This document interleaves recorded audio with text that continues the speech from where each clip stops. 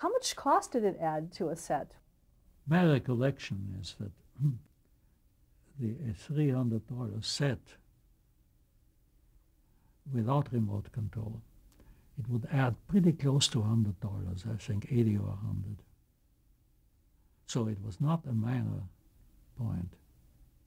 Now, how long after you demonstrated that system was it before it went into production? It took about a year. I remember, I don't remember which part of 1955 we did our experimental work, but I know 1956 was start of production. The commander must have been alive at the time, because without him the thing wouldn't go into production this fast. What did the Space Command look like? I wish I had one to show you, but the ones that are still in captivity are in a desk drawer of John Taylor, the PR guy for Zenith. Well, it was a little box with 4 push buttons. The push buttons were unusually hard to operate because they really had to do something. They had to stretch a spring, which when suddenly snapped off and did this. But they were more like piano keys than push buttons. But you could still hold it in one hand and operate it this way. Now, for the 400, what did those 4 buttons do? Well, let's see. One was turning the tuner left, in other words, toward lower channel numbers. One right.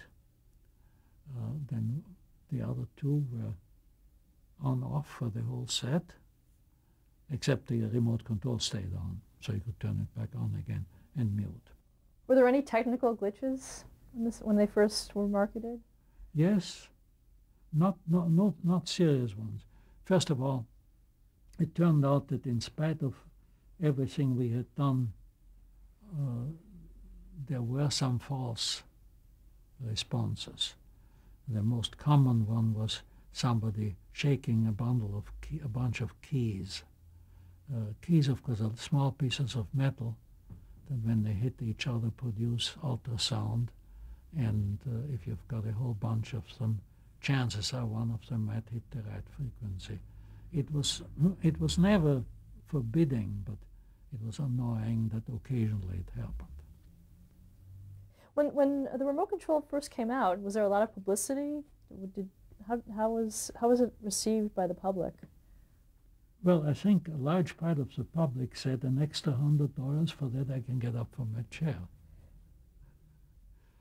So it was never a large percentage of the sets sold. Did you think the concept would be become as popular as it did?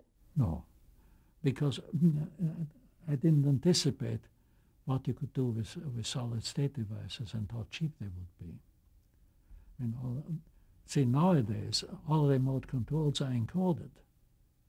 And it's quite easy to have a barcode that has enough elements to make accidental operation very unlikely. So you don't really worry about keeping the signal indoors, so to speak. It won't be operated if it isn't the right code.